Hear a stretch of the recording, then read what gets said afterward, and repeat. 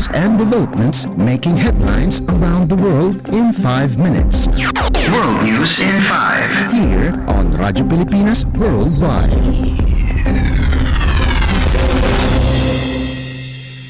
Good day. This is World News in 5.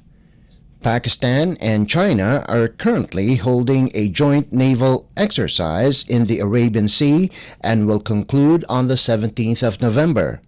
The drills began Saturday at a naval base in Karachi, located in the waters and airspace of the northern Arabian Sea.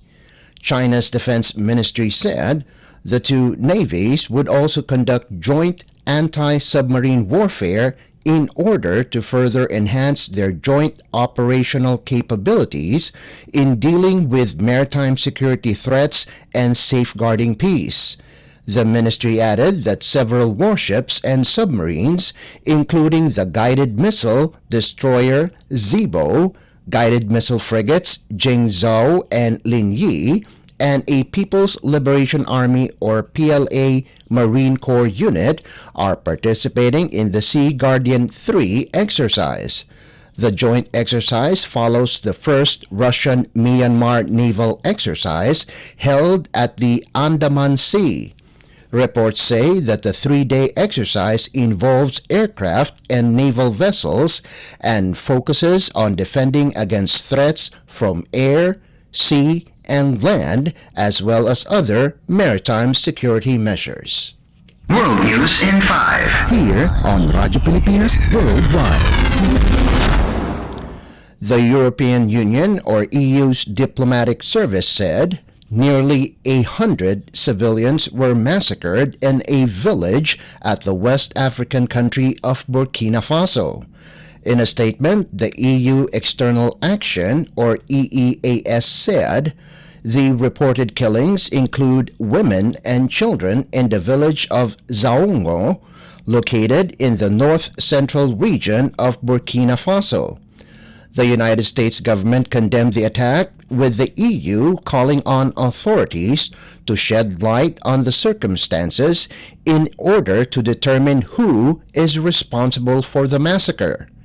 Burkina Faso is currently under military rule after a junta staged a successful coup d'etat in July of 2022.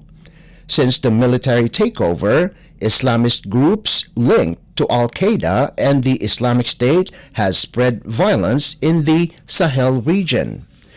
According to Amnesty International, large swathes of the impoverished nation are under siege by armed groups who commit war crimes and human rights abuses.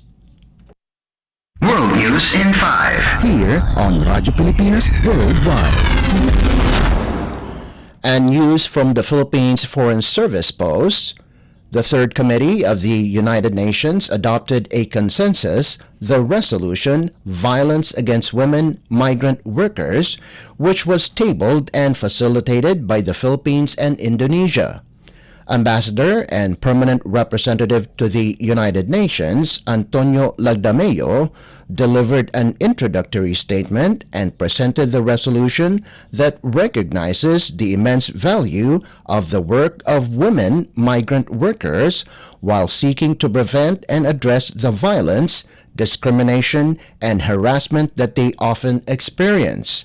The resolution calls on governments to put in place zero-tolerance policies and measures towards all forms of violence and harassment, racism, racial discrimination, and related intolerance against migrant women.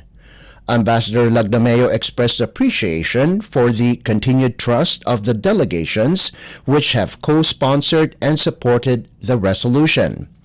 The resolution, tabled under the Agenda on Advancement of Women and which successfully passed the silence procedure, was adopted by consensus by the Third Committee of the United Nations.